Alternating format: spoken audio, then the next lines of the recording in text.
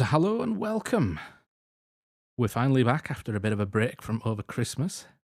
The last episode was Celebrity Ghosts featuring both Rob and Matt, but today I've only got Matt with me because Robert's not well, unfortunately. He's a bit under the weather, few issues, so shout out to Rob in the comments. Big brave boy. Get well soon, and hopefully you'll be back on the podcast before the next episode, or on the next episode.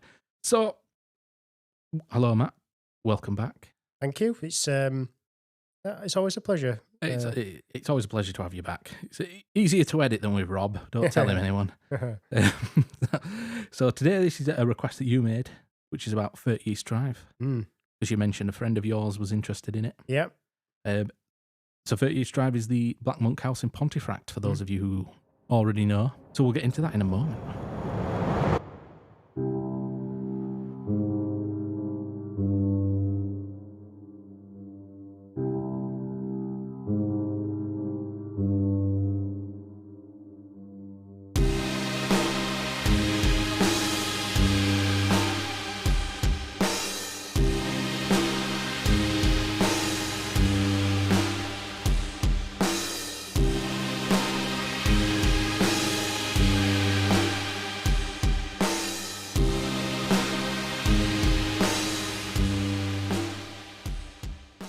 So today we're covering the Black Monk House, which is 30 East Drive, and yes, I have spent the night there.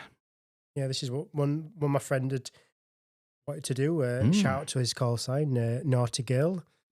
But that's his. I don't ask why. That's his gamer name. Okay, yeah, he really wanted to do it. Okay, yeah. I would recommend. I enjoyed myself there. Well, I did spend the night there. I didn't see the monk.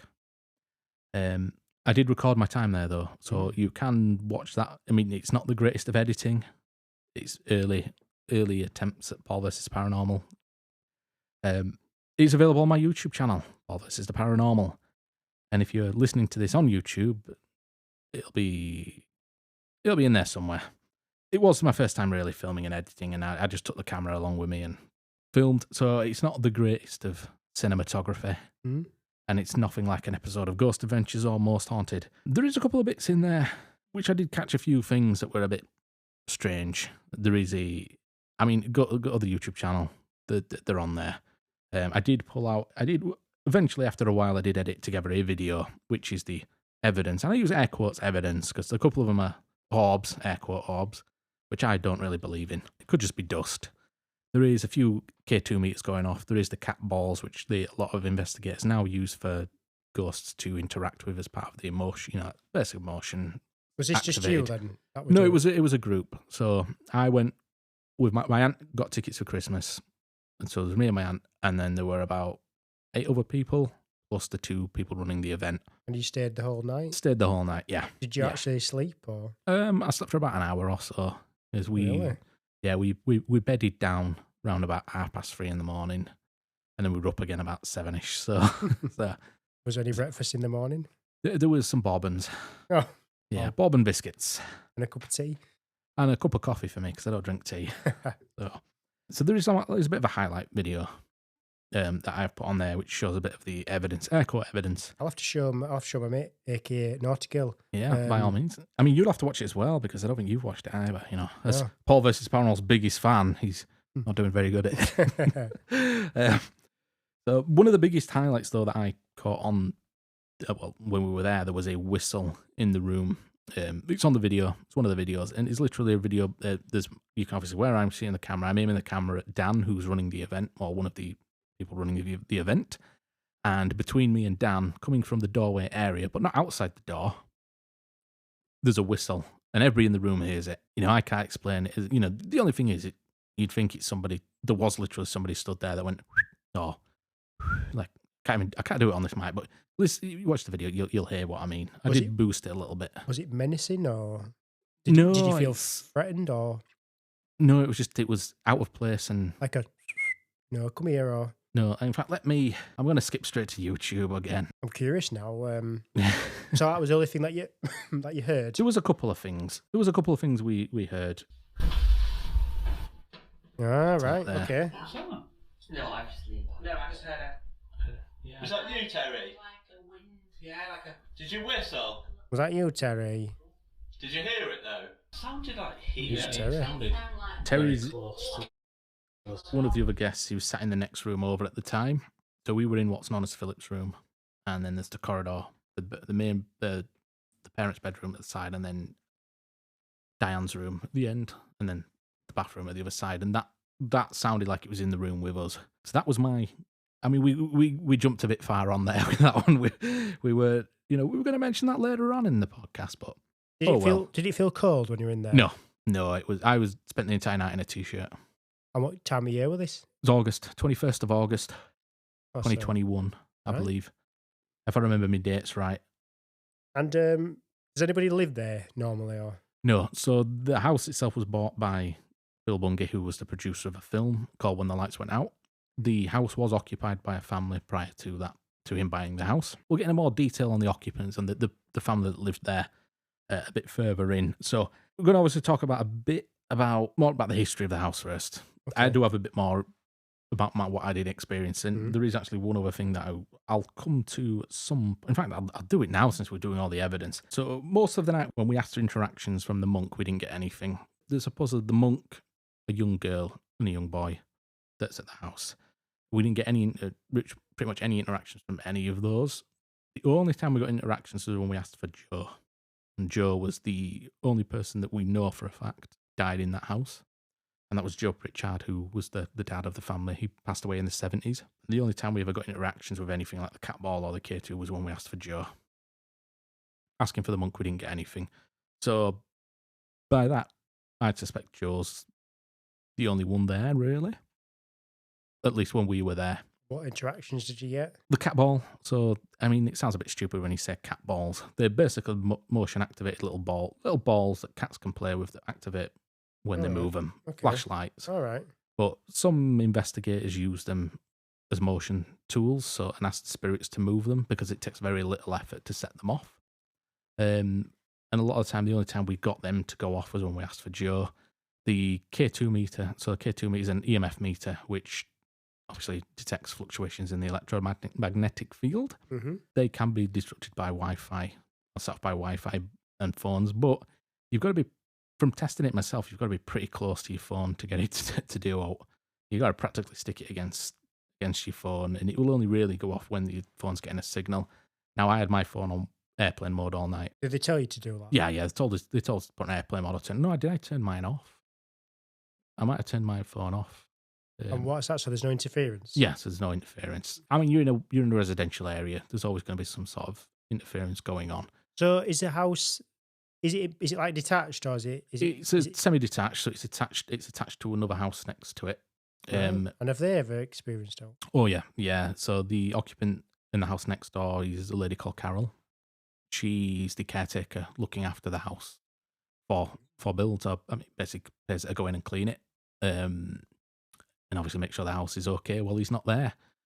And she's had plenty of activity, and apparently I believe she's had reports in her house as well. But I don't think anywhere near as bad as the reports from 30 East Drive, which is why it became so popular. So one of the other things I did get, though, while I was there was this.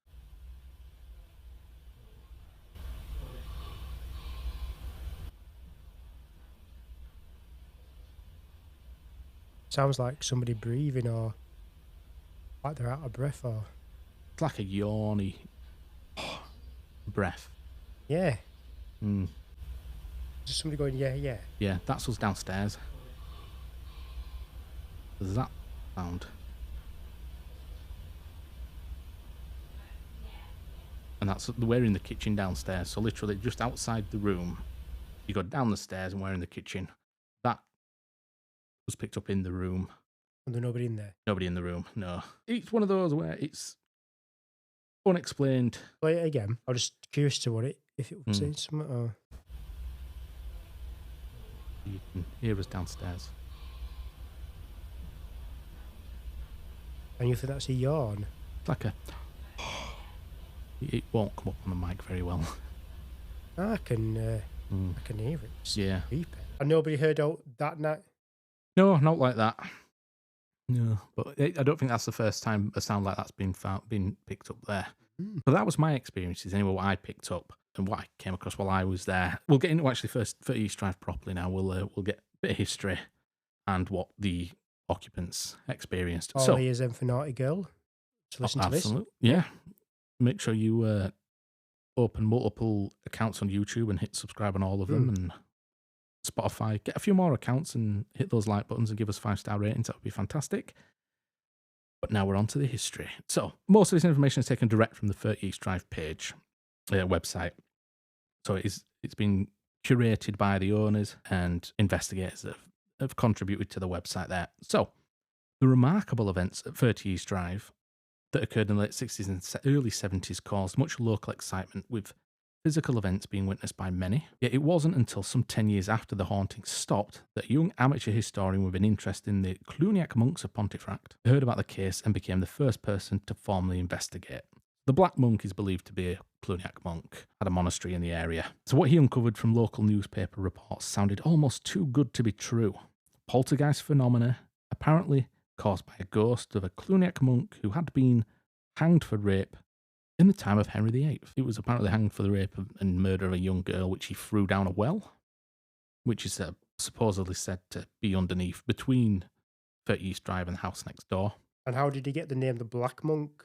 Because he only appears as a black shadow. So that wasn't there. It was I believe the Cluniac monks may have worn black robes. Okay. We may get to that in the spiel, but I'm not. But don't quote me on that. Do continue. Now we're back to the investigator. So he talked to friends, relatives, and neighbours, and to the local vicar and mayor, and even the members of Parliament who had all witnessed some of the phenomena, the results of which convinced him that this was more than just a footnote in the history of the Priory of St. John the Evangelist. So Jean, Joe, Philip, and Diane Pritchard moved into number 30 East Drive, Pontefract in August 1966. Now, they did a swap with another family. They weren't the first occupants to live in the house. They did a swap with the original family because they weren't happy with their house, and then they moved into a house that was even worse. And why did the other family move out? Because they didn't like the house. Yeah. So one would believe that they'd had similar experiences. Now, if you read Bill Bunge's book, he goes into a lot more detail, and he does mention the original family. Now, I believe they were having experiences, but nowhere near as bad as what happens to the Pritchard family. So almost immediately, during the hot summer bank holiday, Philip and his grandmother first witnessed a baffling phenomena. Now, this was a fine layer of chalk-like dust, which fell from not the ceiling, but from just below head height. I don't even know how to picture that. Just a miraculous appearance of some sort of chalky dust that just falls down to the ground. Almost like somebody who's invisible, and you imagine if you can't see him, a bit like the Predator when he cloaks himself. Yeah, absolutely, yeah. And then, if it's something there, they've walked. Yeah, I can.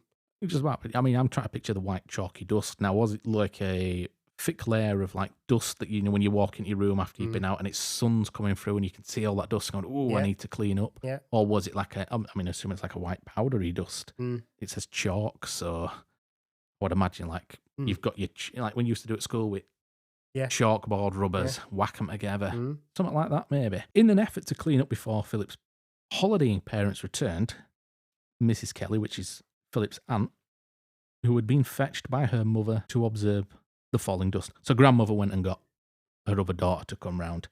So they went in the kitchen for some cleaning implements, whereupon she slipped on a pool of water that had mysteriously appeared, and her efforts to mop up the water were thwarted by more pools appearing in the linoleum in front of her and Philip's very eyes. So what happened there is water was just appearing in the kitchen, and there was no explanation for it. So apparently in order to figure out what the issue was, they even got the water board out, and nobody could figure out what the water was. Oh, so they didn't at this point suspect it was something. No, at this point, they just thought, something's going on. At this moment in time, nothing there would say, it's a ghost, get out of here. So this was just the beginning of several years of incredible, inexplicable events. Green foam appearing from taps and toilets, even after the water was turned off. The tea dispenser being activated, resulting in all the dried tea cascading onto the work surfaces. What a waste of tea. I don't like tea anyway, so it's not, I'm not too fussed. Lights being turned on and off. Plants leaping out of their pots and landing on the stairs. Cupboards shaking violently. Photographs being slashed with a sharp knife. and an endless list of levitating and thrown objects, including a solid oak sideboard. I don't think I'd be able to throw a solid oak sideboard. You know, it's going to take some force to do that. So the monk was dubbed Mr. Nobody. Well, at this moment in time, he was dubbed as Mr. Nobody by the local press in 1968. The family preferred to refer to the poltergeist simply as Fred, perhaps as a way to just normalise it, as a number of initiatives could persuade the entity to leave the family in peace, and house-proud mother Jean refused to be terrorised out of her house by the entity. I think she pretty much stayed the majority of her life in the house, so she wasn't afraid of anything, was Jean Pritchard by the sounds of it. So apparently when I went, Jean had passed away not that long before, but she'd been living in a care home nearby. That was what the guy, Dan, told us while he was running the event, so I don't know how true that is. Exorcisms were met with indignation. Walls would seep holy water. How they know it's holy water, I had no idea. You're an ordained priest. Yes, I am. What does holy water look like? Well, it's just water that's been blessed, doesn't it? It just looks like normal water. Yeah. If you were to look at it, it looks like it's purified water. That's how I would describe it. Really clean. Clean water. Clear. Okay, so what's coming out of the wall there is clean, clear water. Like maybe from a tap leak or, it wasn't dirty groundwater. Right. Which would have a greeny, browny tint to it. Okay, yeah, so, yeah, I mean, I don't know exactly holy water or not, but it's clean water then, based on that. So yeah, Matt is an ordained priest. He works for the Vatican. I do weddings, funerals. Yeah. Bar mitzvahs. Not divorces. No. We don't believe in that. No, not allowed. So baptisms. Baptism, nice, yeah. Or some of you getting baptized. So faces were slapped. People were shoved down the stairs, and Fred's hands would appear from nowhere and conduct the Christian songs aimed at shooing him off, while wearing huge women's fur gloves.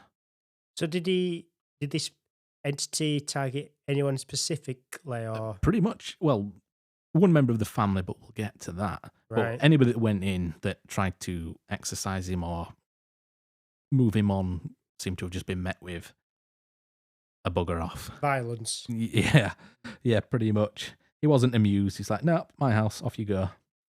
But I mean, if he was a monk and he was a religious man, would religious Bible verses, and would an exorcism even have any power on somebody who already believes in the power of God? And that power of God was on his side. So it's food for thought. Yeah, it's another something that we'll have to, for everybody to think about. In fact, many of Fred's antics were both amazing and often highly amusing, like when he calmly poured an entire jug of milk he removed from the fridge over a skeptical aunt, leaving the kids in stitches. He seems a bit of a joke. He don't strike me as a monk. He seems more like a joker, really. A bit like a trickster. Yeah, which I would then more lean to the fact he's probably not a poltergeist, but something a little more sinister. Yeah, because in the poltergeist, like objects moving about, flying, like, you don't really see. It's more like it's more like, I describe it as not electrical almost, but you don't see it and things just move. Yeah. With poltergeists, you tend to get more objects moved around. This to me sounds like, if you get like spirits of old like folklore, that mischievous spirits rather than a poltergeist. Although some of the stuff he does do is quite frankly poltergeist activity, throwing objects, moving objects around, making objects apart and disappear.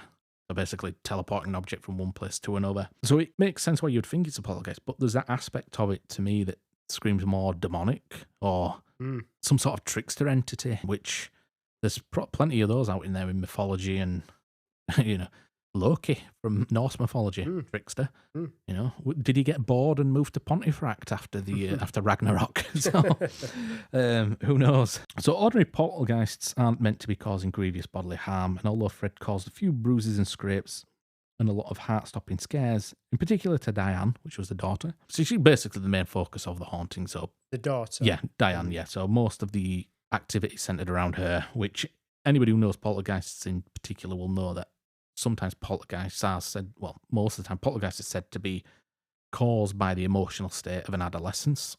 So particularly a young girl going through puberty is often at heightened an emotional state, and it's that emotion that sometimes researchers believe triggers the poltergeist events. And it's not actually a spirit, but it's a human's innate inbuilt telekinesis that that causes these events, and it's fueled by their emotions. But the fact that she's no longer there and people still encounter the monk kind of moves away from that theory. Is she still alive? Or? As far as I'm aware, yeah. As far as I'm aware, both Diane and Philip are both alive. I've not heard anything. I don't think they're in the public eye or anything like that.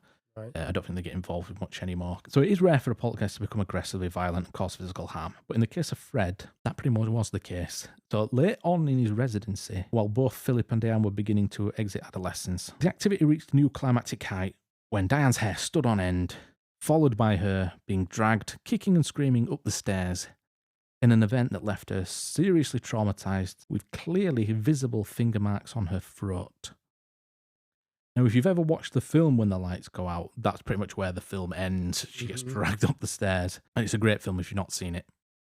I'd recommend watching it. Great if you film. like a good horror film. And it's set in Yorkshire, so it's got a good cast. The property is still owned by Bill Bungie. So Bill Bungie is a film producer, and he's the owner of the property. And he does, a lot of some of this stuff on the website is written in his words. So what he says is, what possessed me, forgive the pun, to buy the most infamous haunted house in Europe? Simply because I had recently made a movie about the house called When the Lights Went Out, with director and a good friend of his, a native of Pontefract, Pat Holden. After completing the movie, I was looking for original ways of promoting When the Lights Went Out when I discovered that the actual house, where all the incredible events allegedly happened, was up for sale. And it was cheap. So I bought it. This resulted in the coolest red carpet movie premiere ever, where two competition winners walked the tiny red carpet down the garden path into number 30 East Drive to watch the movie about that actual house. In the house? In the house, yeah. Wow. So, I mean, we did have the option to watch the film while we were there, but I was too busy trying to investigate. I mean, if I went back, I'd probably sit and watch it. It's about 2 hours long. I'd probably go and sit back and watch it. So, it'd be an interesting one. Would you do it on your own? Oh, absolutely. Yeah. I'll be honest, when I was there, I didn't feel anything sinister. Did anybody? A couple of people allegedly were scratched. Okay. Did they see any evidence of that? They did have scratch marks on the neck. There was two lads. Really? There was two lads there. I say lads, grown men. They didn't know each other, as far as I was aware. In fact, they're in the video. If you watch the videos, they're in the video. There's myself. There's a brother and sister, and a guy called Drew. Okay. And we spent a bit of the night just going between the rooms. So both Drew and the other guy, they both got scratched, similar spot on the chest. They got annoyed, waited outside for a bit, while me and the sister, we stayed in the room. Annoyed. Yeah, they got angry because they'd been scratched. So, like, through the clothes? Yeah. Oh, yeah. So they had t-shirts on. And what was the scratch mark like? It was a bit of a red welt. If you Really? so you could see it. In all fairness, when I got home, I had a mark on my chest as well, but I don't know if I just scratched myself in my sleep or not. So did they know it had happened? Or? They knew it had happened at the time, yeah, because they put the light on and could see it. So they both went outside, went and got some fresh air outside. Well, I stayed upstairs. In fact, I was in the room on my own for a bit. I went straight to Philip's room and spent a bit of time on my own. Who did you go with? I went with my auntie. Did she sense anything? No, I don't think so. No, I mean she pretty much went around the house on her own anyway. She didn't really. Once we got there, we sort of split up and went our own ways. Okay. So I don't think it's not really spoke to her about it. And was this in the dark or with the lights on? There was lights on, but we could obviously we had most of the lights off. I think the stair light was on for a bit, but then we obviously where we're going up. But then once we got it investigating properly, we turned it off. Like I said, the videos are on my YouTube channel. You can check it out. And when you went to sleep, where did you sleep? I slept in Philip's room. On what? I took a camp bed. All right. So a fold-up camp bed. Oh, so you couldn't like stay in the bed? Yeah, you could stay in the bed, but there's only literally 3 beds. So there's not enough room for all the people that were there. So I think my auntie had one of the beds. I had my camp bed that I took. And then the brother and sister, they slept they laid on the floor. They didn't actually go to sleep, I don't think. In all fairness, I don't think I slept much. I think I just kept dozing on and off. between 3:30 and 7 in the morning when I eventually got up. Were you tired the next day? Yeah, basically I just laid on couch and slept most of the day on couch. Did you feel anything like when you came away after, like drained or anything? No, I went. I'll be honest. On all the ghost hunts I've been on, I went away from this one feeling the most positive. Right. When I went to Armley Mills, not much happened. When I went to Alton Towers, I went away from that thinking, no, absolute waste of time. I don't believe in ghosts anymore. 30 East Drive was completely different. I want to get back into. In fact, what they say, 30 East Drive is an addiction. Once you've been, you want to go again, and I want to go again. I just can't justify paying that much money. Oh, is it expensive? Yeah, it's very expensive. You're looking about 400 quid a night just to stay there. 400 quid? Yeah, on your own, and that's as of whatever date. You know, it may have gone up by now, but obviously if you go with companies, you're looking a lot more. Well, you're looking about 100 quid, 60, 100 quid, depending on who you go with. Maybe more. 400 quid? Yeah. So if we were to rent it, it costs 400 quid. For the night? For the night, yeah. So what's the ones with the companies, just for the day? Or? So if you go with a group for an event, you obviously pay them and they pay to rent the house for the night. So they pay 400 quid for it, charge you 80 quid, they make a bit of profit. Right. Especially if you're going in groups of 10. If you're doing it on your own, you're looking at about 400 quid, give or take. So maybe one day we'll get back, or I'll get back. You can come along if you want. And do a live podcast. Do a live podcast from in the house, yeah, absolutely. Yeah. And a live investigation. We'll stream it to YouTube. Bring Naughty Girl along as well. Yeah. Bring a couple of people, yeah. Yeah. Well, sorry, I'll let you get back to we'll be the history stuff. To the history, yeah. So back to now. So, of course, the truth is that despite having visited a very dark house in Coventry and spoken with a family that had been terrorised by a poltergeist, I still remained stoically sceptical. This is obviously Bill again. To me, if the Black Monk had ever existed, then surely after 40 years it would have long gone, an assumption that proved to be terrifyingly wrong. So during a gathering of the stars of the movie at the house, I met the neighbour Carol. She was quick to inform me that now the house was once again open to visitors, lots of visitors, the activity had started again in earnest. And by the way, Fred was stood by the stairs observing us. Turned out Carol was something of a psychic and had encountered the poltergeist a number of times in her adjoining house.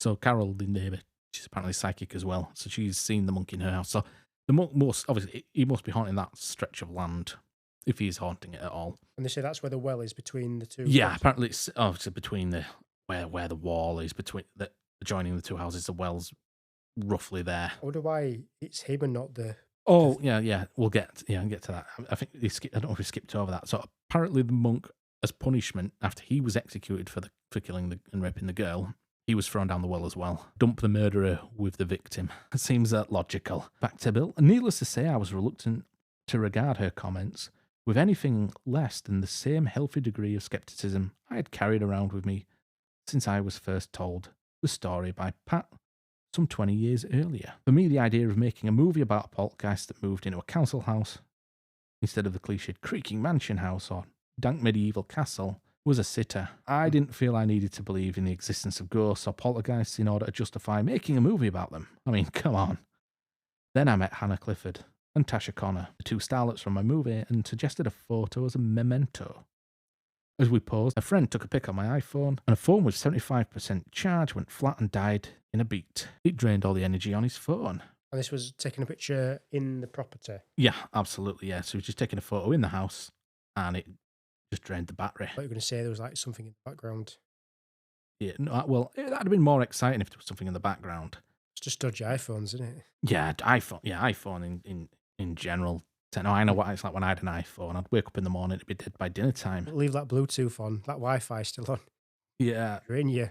Yeah. So basically, Bill says then he recharged his phone and the picture wasn't there until later the week when the photo suddenly appeared on his phone. Bizarre. Maybe it was in the cloud and downloaded. I don't know. He was fairly certain it wasn't there when he took the photo. Checked his photo library after he'd recharged his phone.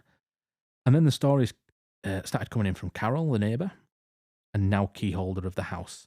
Like I said, she looks after the house while he's not there. Reports of 4 to 3 a.m. bumps and bangs coming from number 30, glowing blue balls of energy in the corridor, The duvet on Carol's son's bed being formed into the shape of a man on his bed. That's terrifying. That's just a picture of the typical ghost with a sheet over its head. The black shadow of a very tall entity coming through the wall into her house, and so on. It was back, or rather, the truth, it seemed, was that it had always been there, living in quiet harmony with Jean Pritchard, all the while, as in fact activity had restarted before I took possession of the property, with the apparent sound of a TV blaring in number 30, despite the property being completely empty. A report that had Philip Pritchard, now in his late 50s at the time of this was written, understandably quite alarmed. He then witnessed something incredible himself, that was indisputable. So with his own eyes, a documentary about the house and local community was being made, and I took the opportunity to visit the production crew on their last day of filming. Being professionals, they were fairly understated about the events that may have happened while they had been filming at the property. The kettle had switched on and superheating on its own volition. The case of the constant missing thermostat, the remote kind that you sit on a mantelpiece, the researcher being pinned down onto the bed in a small room, might have been a night terror. So basically, it could have been sleep paralysis. Yeah. That's terrifying. I mean, that little room, that was Diane's room. And my personal favourite, possible evidence of the poltergeist's continuing fascination with keys. Back in the Pritchard's days, a bunch of keys consisting of all the keys of the house fell from the chimney when Jean was brushing the flue, including a strange key said to be a large medieval door peculiar key. Yeah, a peculiar key. So it was intriguing to me that the bunch of keys belonging to one of the producers had gone missing. So, like I said, the monk is said to be known for moving objects around and teleporting them from one place to another, known as apporting. He's got like a key fetish. He's got a key fetish, yeah. The crew hunted high and low and had all but given up on finding the keys when someone had the idea to look inside the old vacuum cleaner that Bill had purchased from a charity shop to dress the house. So he said, to my knowledge, it doesn't work. And even if it did, it would never have the power to suck up a heavy bunch of keys. Plus, I suspect you'd notice if you did. Yeah, I mean, hoovering up a stone makes a right rattle. So you'd notice a big, massive bunch of keys getting hoovered up. I mean, somebody could have shoved them in there as a joke, but if we stick with the theme of the poltergeist, it's probably the poltergeist. The crew hit the road at around 2 a.m, leaving me alone, being Bill, with 2 colleagues to tidy up. I went out to the garden to clear up any litter. Now, what's interesting is that when you are in an environment like this, a place with paranormal reputation, you find yourself being extra vigilant. And by now, my spider senses were more than tingling. You think about every move you make. I am picking up this piece of litter, I am walking to the wheelie bin, I am lifting the bin lid, and so on. So I remember clearly that it was a very cold and calm night. The street was completely clear, and I was definitely alone outside. I had looked at the double gates and naturally wanted to secure them before my departure.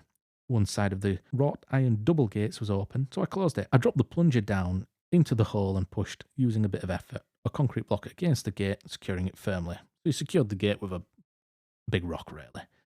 Nothing less than a determined individual was going to get the gate open. And before I say it, there's no slope, no spring on the gate, and no bush to hide a prankster in. So basically, there's no way that gate's moving on its own. I turned back towards the house and decided it was time to get my colleagues out of the house and for us to hit the road. They came racing out of the kitchen door, the only door I had the key for, and therefore the only door open, and were understandably very relieved to finally get out. I locked the door and we were done. Whatever it is, they've run out of that place pretty fast. Except the key had gone. No sign of them. Oh, okay, so he's lost his key, but that wasn't the half of it. I glanced over back at the gate one last time, and to my horror, the side I'd closed 2 minutes earlier, plunger and all, was open again. And I mean completely open. 90 degrees, the concrete block simply pushed aside. So Fred doesn't appear to be confined just to the house. He's moving stuff in the garden as well now. Probably will make sense then if he's on the land. Yeah. So my first response, anyone does it, was to accuse my 2 colleagues of playing a trick on me. But I knew they'd been upstairs installing a lampshade in the dark the whole time. I definitely closed the gate, and there was absolutely no one out at all. There's no way anybody's moving that gate. The hairs on the back of my neck stood up and took about an hour to settle back down. It wasn't until the following day, when the locksmith was replacing the lock, that Carol, My psychic neighbour casually explained to me that it happens to her all the time. It, or Fred, as by now I had too started to call him out of some form of respect, in the vain hope that he would spare me. So why Fred? That was just what the family called him. They just thought it'd be a nicer name. And what was the real name? Nobody knows. Who just knows the Yeah, Black Monk? just the Black Monk. Yeah, so the spirit is the entity is known as the Black Monk, but the family the press called him Mr. Nobody, but the family called him Fred. It's just a nicer, friendlier name than Black Monk or Mr. Nobody. It was probably a way to humanize it a little bit to make it less scary. Mr. Nobody sounds horrendous. Yeah. Sounds like that thing in the forest, What Yeah. is it, like the Slenderman. Yeah. Absolutely. So apparently, Bill also goes on to say that the neighbours have also complained to him about the entity running past their windows after hours, as if there was something he could do to stop Fred. So Fred's in the area, he's not just in the house there. So some of his friends have had the courage to stay overnight. Smart, grounded, healthy, sceptical friends. The list of things that occurred to them boggled Bill's mind, and there was subtle stuff, but nevertheless real. So other visitors described columns of ice-cold air in the corridor, every radiator in the house being turned up full, reported by a friend who installs radiators, when he had turned them all down himself, and was bemused by what had turned them all on. So it was coming out hot. Yeah, so basically the radiator's been cracked up to full when they weren't. And the cupboard under the stairs being impossible to open. However, it's quite easy to open. In fact, we were there, it was open up. They had the Christmas decorations in there and pieces of a broken mirror. Because one of the mirrors that used to be in the hallway was broke. It used to be an oval mirror, got broke, placed under the stairs. Oh, so they have Christmas decorations? Yes, they decorate the house up for Christmas, yeah. So, if it's like Halloween, is that like a really hotspot time to go? Yeah, I mean, I would imagine Halloween, most places Halloween, any event, allegedly more activity. One of the things I did want to mention regarding when the Pritchards were at the house, it doesn't actually mention it on here, is the Joe Pritchard was allegedly locked into the coal shed. So they have a little room where they kept the coal. It's not really a shed, it's just like a coal cupboard. And he was locked inside. He pushed and pushed, couldn't get out. Eventually, when it was opened and he'd get out, he wasn't the same. It shook him up pretty bad. The scene and never the same again. Yeah, no. The scene is in the movie as well. The coal room looks massive in the movie. In reality, it's literally about the size of our pantry, but without the slope. It's tiny. Okay. There's really not much in there. And did anything happen to him while he was in there, or he just couldn't get out? Yeah, he just couldn't get out. And whether something else happened or not, he never spoke about it. Did you go into the pantry? I went in the pantry, the coal room, coal shed. Yeah. Did you shut the door? Yeah, I did. Yeah, it was pretty underwhelming. There was no sense of anything. There was no fear, no nothing. And the door opens easy as pie. Little push. On a little roller clicky thing. Doom open, no problem. The room next door was a toilet, a downstairs toilet. Nothing when you went in there. Did you need to use random question, but do you need to use the toilet while you were there? While I was there, I did go for the occasional yes. Just curious, if the... I used both bathrooms. I brushed my teeth as well in one of them. Did you? Yeah, because I was going to sleep, I brushed my teeth. Oh, yeah. But yeah, in all fairness, the only place we didn't really investigate was the upstairs bathroom. But in hindsight, that is the only place where anybody's actually died. So, yeah, that is where Joe passed away. He passed away in the bathroom. You didn't go and investigate? No, 'cause you don't immediately think to investigate a bathroom. Did they tell you this beforehand, where people had died? Well, I knew he'd died there before because it's pretty. Anybody who knows East Drive knows that. But on the night, it was like we were looking for the monk. So we were like in the bedrooms, and it wasn't until I actually went in the bathroom, brushed my teeth, get ready for sleep. Then I'm like, no, we haven't done this room, and somebody died in here. And I'm like, I don't turn me back and look in the mirror. So I was like, yeah, because there was a mirror, and I'm like, nope, not looking in it. It seems it's quite a dated bathroom. It's not modern. At least it wasn't when I went. So. Is it a shower over the bath? Basically shower bath, yeah. Right. Bath and shower, toilet, sink, mirror. Did anybody else experience? Did you talk to any of the other people while you were there, about what they'd seen or what you'd seen? While we were there, we spoke to a few of the people while they were there. People running the event, they had some stories to tell. Oh, so they were with you the whole time? They were in the house the whole time, yeah. So they were, obviously, they'd do certain stuff and... Is the camera set up in the house? Yeah, there is CCTV camera in the house. And where they being monitored from? They're in the kitchen. So there was a big TV in the kitchen hooked up to the CCTV systems. And that's where somebody's keeping an eye on things? Yeah, well, it's there for the guests to use and watch as well. Nobody just sits there all the time watching it to make sure you're not up to anything. But it is recording the whole time you're there. You're trying to do like an exorcist or something. Yeah. No, the one. Oh yeah, with 30 East Drive, you cannot take in a Ouija board because Bill doesn't want obviously it to aggravate the spirit or to aggravate Fred or bring anything else in that shouldn't be there. Right. And so he's got no. I don't think there's any desire to exercise Fred because, quite frankly, he's been there long enough. It's who has the right to do that? Mm. You know, it's Fred's house as much as anybody else's now. And what else can't you do? Disrespect Fred. You have to be polite. You can't go in there and be antagonistic and surely some disrespect people him. Some people probably will. Yeah, and they probably won't be allowed back if they do. So then people that got scratched, did they do anything? Like, did everybody get scratched? No, I don't think so. Only the two guys that were there that got scratched that I know of. Like I said, I had a bit of a scratch on me, but I think I might have just scratched myself because I wore a necklace anyway, so right, could have been that. I could have done it myself. I mean, my nephew scratched me a couple of times play fighting, so I didn't put any stock in it for me. So I don't. And again, I don't know whether they scratched themselves. It was enough to get them to go outside. Yeah, it was. When you say upset, you mean like upset as in like scared, or upset as in like angry, or probably a bit of both. They're like, "How dare you scratch me? Oh, I'm stepping outside."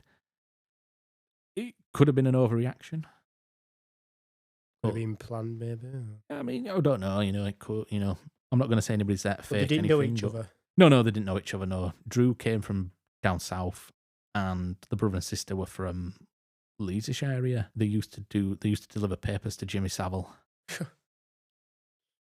We'll leave it at that. So basically, yeah. So obviously, after taking the house and all friends encountering stuff, Bill pretty much opened the house up for investigations. I believe it was on like Airbnb as well. At some point, you can just rent it out as a B&B. Yeah, my mate. So he really wanted to do it, but he made it out like it was like really bad, like really scary.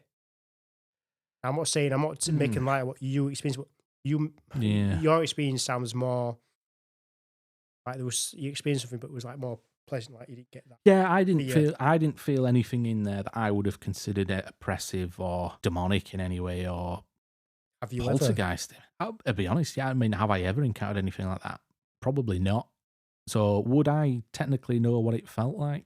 Was that because you went in with an open mind, thinking, "Nah, I don't know if I don't think there's something here." I went in excited that I was finally getting to see 30 East Drive. It had been on a list of places that I wanted to go for a long time. And when was this, did you say? This was August 2021. So it's a few years ago now. 4 years nearly now. Yeah, pretty much, yeah. And it was a nice, calm night. There was, apparently, I'd say calm. Apparently outside, I completely missed this. There was, somebody had tried coming to the house to have a look. They were absolutely drunk and they fell off the curb. Right. So there was an ambulance outside for about half an hour. And I didn't even know that because I was upstairs. I didn't hear anything. So you didn't really hear anything from outside, which is bizarre because normally you can hear traffic. Even here, I mean, off air, I don't hear much because we had the new windows put in a while back. Yeah. Before that, you could hear cars. You could hear people's music. Is it carpeted or is it wooden floor? It's carpeted, yeah. In so fact, when you walk around, it's not like you're hearing creaky floorboards and... Yeah, no. I mean... going up the stairs.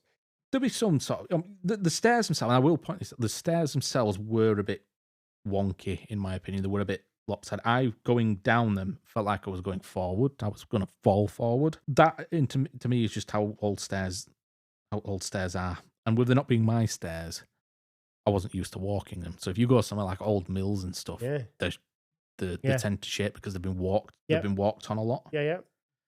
Makes sense. That's what they felt like to me. They were creepy. I've always had this thing about stairs. I've always felt like there's always somebody behind me on stairs. Even at home, when I'm on my own, going up and down, going down the stairs particularly. Going up them's not a problem. Coming down them, I always feel like someone's behind me. Now, there's a story, obviously, I didn't really know this until we were older, and I've spoke to Robert about it, and our nan and granddad's house, my nan didn't have a light upstairs.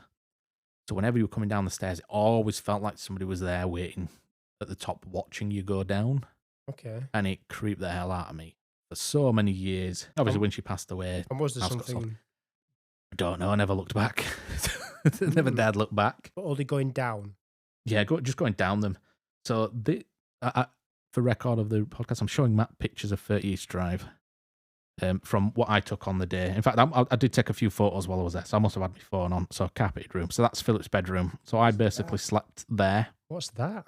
That's a doll, a ventriloquist's dummy. So, yeah, and another thing while we were there is they had a ventriloquist's dummy in the room, called him Slappy, after the Goosebumps character. Yeah. So, basically, that's what the room's... Why was there a doll there? I don't know. I think it was the event companies. So that's the living room. So... that couch in the episode, so there's an episode of Most Haunted where they're at 30 East Drive and the team finds a knife within the couch. Basically stood up, so somebody sat on it that have impaled themselves with a knife, yeah. And how that got there? Well, the Black Monk, apparently. I like there's a cross on the wall. Yeah, there's a cross on the wall. Apparently the crosses have turned upside down, I think, at one point. Okay. In fact, there is a list of, on the website. So this episode of Most Haunted, they found a knife? Yeah. Yeah. How was it explained that it, like... Well, apparently no knives are supposed to be in the house anyway. So, right, so there's no cutlery or anything in the There is cutlery, but there's apparently, they're not supposed to have big sharp knives, like steak knives. There'll be like bread knives and stuff, they're blunt, but this was a proper... And if you were staying over, could you make yourself something to eat if you wanted to do that? Yeah, I mean, the companies have provided breakfast, so... Is there an oven? Yeah, I think there was, yeah. Like if you want to, because I'm just thinking... Yeah. Like all your hazards in a kitchen. Yeah. There is I believe there is a kitchen. Yeah, there is a kitchen. Yeah. Where's the circuit breakers? If I don't know. I didn't go that far into it. Under the stairs, maybe. I think they're in the kitchen on a box. Is there a basement? Actually. No. Is there an attic? No. Well, there's a loft. You can obviously a little hatch in the roof of. Did you go up there? No, we didn't go there. No, I don't think you're allowed, to be honest. That's always creepy. I find that creepy. When you go up stairs into a loft and you look up and you look at. As you pan around. Yeah. That's creepy. I think what we'll do is we'll jump to a list of reported happenings. Now, it says 288 recent happenings at the property. So this will get you a better idea of what happened, which covers some of what Bill's events as well. So whether I'll go through all 288, I don't know. So we have... Just pick out some good ones. I'll pick out some good ones, yeah. So TV blaring in an empty house was witnessed by Carol, the neighbour. Bed in Diane's old room trashed at 4 a.m. Also witnessed by Carol. Now, Carol's going to be a witness to a few of these because obviously, like I say, she has access to the house and she goes in and cleans it. Is she still alive? Yeah, she's still, as far as I'm aware, still the neighbour and does a bit of investigating there. So, figure of a man made from duvet placed on neighbour's son's bed. Witnessed by Carol and her son. A 6'5" shadow of a man walks from kitchen into neighbour's house. That was witnessed by the competition winner. Circle drawn on back by fingers whilst laying on the floor in the room. Witnessed Deborah M. Penny dropping from nowhere, rolling into the middle of front room. Witnessed by Carol, Darren, Gordon, Deborah, and the two competition winners. Every radiator mysteriously being turned up to full. Constant disappearing portable thermostat, which was witnessed by the film crew. Missing keys. Dolls in front room changing positions. Thermostat from downstairs mantelpiece found in Diane's bedroom. Half of back gate opened fully at 2 a.m. on calm, quiet night, having just been closed and blocked with heavy concrete block, witnessed by Bill. 75% charged phone dying, untaken photo mysteriously appearing. Glowing ball of blue light in corridor seen from window. This has been seen by a few visitors. On one occasion, police were called. This was witnessed by passing friends of neighbour. Shadow of tall man witnessed running past neighbour's back window, unaffected by fences. Right, so he's passing through the fences there. Okay. Column of ice cold air in corridor. Box of puzzle pieces found on floor. Puzzle box found to be sealed. Door under stairs firmly stuck. And it opens fine though. Do you know what they need to add to this list? Your recording. My recording, yeah. Did you ever tell anybody about that? I told YouTube. And what did they say? Your fans. Not much. Creepy. Girl held down on bed in small room. Witness was a freelance researcher. Oof. She said it might have been night terrors, but she hasn't had one since she was a child. Like a lot of people, like sleep paralysis. Obviously, when people see a dark shadow figure and they can't move in bed, they say that's sleep paralysis. Right. But is it sleep paralysis, or is it actually a visitation of an entity that's pinning you down and you can't do anything? I'll leave that for another episode. There will be a Shadow Man episode in the future. Candle pot put in kitchen, placed into beer tankard within minutes. Researcher sees foam in the coal hole and gets pinned in room.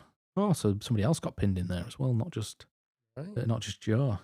A group of researchers witnessed shadow in corridor, which was captured on film. A research group hear bed moving in Philip's room, then discover bed had moved. Research group gets voice response using spirit box. Who's there? Monk. So they ask the question, who's there? Got the response, Monk. Do you want us to leave? Yes.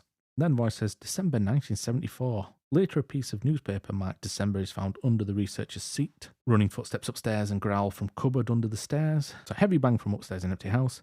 Upstairs middle door opening on its own. The doll in the living room that had been sat upright was laid face down. Whispers, bumps, bangs and dragging sounds. Phones and filming equipment malfunctioning. A divine form past camera in darkness. A long white feather being placed on camera. Asked sister in toilet, are you alright? Which she replied, yes, thank you. But at the exact same time she replied, the whole group said, wow, did you hear that? A man. Mocking sister's reply. Call house door jammed on nephew and guests resulting in panic. Mobile phone drain and malfunction. So there is multiple stuff here. Let's go down bottom of the list. A marble was ejected from his chest whilst he was sat on the front room. Marble? A marble, yeah, was ejected from his chest. Was he wearing a pair of pearl necklace? I don't know. That probably needs more context. So, doll was found wedged deep inside the piano. Piano sounding on its own. A very deliberate pushing of keys. There is a piano in the between the kitchen and the thingy room. There's like a little. Did you play it? I didn't know. No. I think it was locked up, to be honest, when we were there. Was that classed as maybe antagonising things? I don't know. I mean, I don't know if it's even tuned, that piano. It could just be there as a prop. Coal hole door opened on its own. I mean, I can see that probably happening because it is one of them little clicky, springy, like little bally, poppy things that you push could pop open if it's not closed right. Kitchen cupboards opened on their own. Loud, urgent banging was recorded from a static camera in the coal hole. Team member found inexplicable scratches on the leg. Team member pushed down the stairs, described the sensation of having the carpet pulled from under her. Again, that's what I said about the stairs. Didn't quite feel. They felt like I was falling forward, going down them. Red Bull cans been moved across the kitchen worktop on its own. Full-bodied apparition was photographed. Some intelligent responses from an ovulus regarding a religious male. An EVP of a female in the call house telling her name. I won't go into any more because, like I said, there's 288 of these. And I don't know how up-to-date this list is. There could be multiple more since then. I think we sort of diverged off a bit about the history there. So the house, like I said, was occupied by a family for years. They witnessed or they encountered numerous things over those years. And then the house was taken over by Bill. He's then continued to encounter stuff like, I think, marbles being thrown, objects being moved from one place to another, objects appearing in front of him. I'll be honest, best way to get as more information as you want on for Easter egg is read Bill's book, Black Monk and Pontefract. It's a great read. Have you read it? Most of the way through, yeah.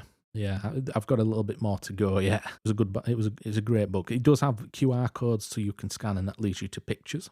Okay. Check out the 30 East Drive website as well. It actually has some information about bookings on there as well. So if you do want to book yourself a stay there, it'd be a good place to go. So on your scale of believable to nonsense, where do you rate this in terms of there is something there? Because well, I'll go first then. I've never been. From what you're telling me, and all the there's some kooky things on there. Yeah, but from like how you've explained some of your experiences, I would say it's on a scale of 1 to 10, with 10 being believable, 1 being not. I'd put it at a 7.5, a hard 7.5. Hard 7.5, yeah. I mean, I'd put it about 9. Because you've got that direct there. experience. I would have to go and experience something, but I'm more of. I'm not a skeptic. No. Yeah. And I'm more likely to think there's something there. There might not be because I want to. Because you want to experience it. Yeah. Yeah. But then at the same time, like, I'm a bit creeped out from some of the things that you said. Like, it's a bit creepy. Yeah. Like the fact that you went to the bathroom. Well, you didn't go into the bathroom, but the fact you went into some of the rooms on your own. Like, yeah. In fact, I think I sat in the only room I didn't really sit on my own was was Jean and Joe's bedroom. I sat in Philip's room on my own for a bit. I sat in Diane's bedroom Did you on my say own for a bit. anything? I was asking questions, asking out. Nothing really happened. The only time anything really happened was when there was a few of us together. And a lot of the time, it was when we were ignoring it. So there's one, I'll get back to, I mean, like I said, watch the videos. Yeah. But there is a part where we were literally talking about witches and witchcraft. And there's a cat ball on the side. It's doing nothing while we're asking. And then as soon as we ignore it, it starts flashing for attention. As if someone's like, oh, pay attention to me. Because we were literally talking about witchcraft. One of the guys was a teacher. One of the guy Drew, he was a practicing Wicca. So he... Oh, what, a vicar? Wiccan. What's that? Witchcraft. All right. Practicing. Yeah, so he's into stuff like that. I mean, I wanted to know more, but we kept getting interrupted by this flashing ball. So, while we were ignoring it, it tended to do more. While I was in the room on my own with a sister, she, we started talking about stuff. She'd asked me a question about what I like to do, and I said I like to play games, and I think we're talking about Phasmophobia, which is a ghost hunting game, and it starts flashing and saying, whoa, again, my attention my way. Stop be chatting, look at me. But when we were interacting directly, asking for the monk, nothing happened. It wasn't until we asked for Joe that the cat ball started to go off quite regularly. And did you get any, responses aside from the cat ball? The K2 went off a couple of times, because I think there's a few videos. I mean, again, it could be coincidental. It could just flash when I said, can you make the K2 go off? And it does go off. It goes up to 5, so it spikes up quite high.